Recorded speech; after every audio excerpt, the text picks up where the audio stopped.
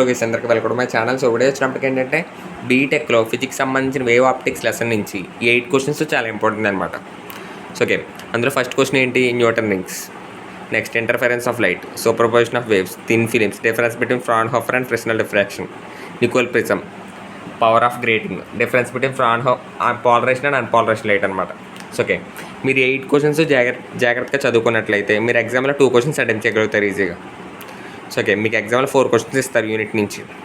ఆ 4 క్వశ్చన్స్లో 1 2 అన్న అటెంప్ట్ చేయాలి, లేకపోతే 3 4 అన్న అటెంప్ట్ చేయాలి. సో ఓకే, ఇక్కడ మీరు 8 క్వశ్చన్స్ జాగ్రత్తగా చదువుకున్నట్లయితే ఈ 8 క్వశ్చన్స్లో నుంచి 2 మార్క్స్ కింద కూడా కన్వర్ట్ చేసి అడగచ్చు. సో ఓకే, ఇప్పుడు ఫర్ సపోజ్ న్యూటన్ రింగ్స్ అనే క్వశ్చన్ 2 మార్క్స్లో ఎలా అడుగుతారంటే డెఫినేషన్ పరంగా అడుగుతాడు. డిఫైన్ న్యూటన్ రింగ్స్ అని అడుగుతాడు అంతే. అప్పుడు మీరు ఓన్లీ డెఫినేషన్ రాస్తే 2 మార్క్స్ పడిపోతాయి. కానీ 5 మార్క్స్ క్వశ్చన్ అడిగినప్పుడు మీరు డెఫినేషన్ రాసి దానికి సంబంధించిన డయాగ్రామ్ వేసి దానికి సంబంధించి ఏదో ఒక మ్యాటర్ రాయాలి ఖచ్చితంగా. అప్పుడే మీకు 5కి 5 పడతాయి.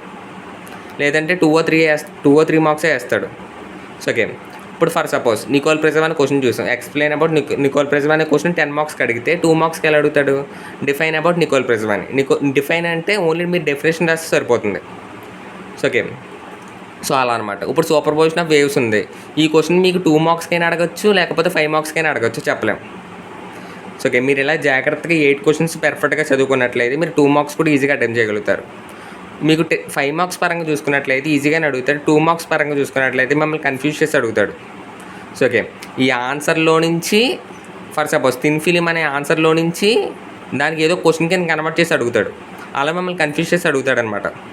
సో ఓకే, అందుకే మీరు 8 క్వశ్చన్స్ పర్ఫెక్ట్గా చదువుకుని ఎగ్జామ్కి వెళ్తే కనుక 2 క్వశ్చన్స్ ఈజీగా అటెంప్ట్ చేయగలుగుతారు. సో ఓకే, సో అదనమాట. So thank you.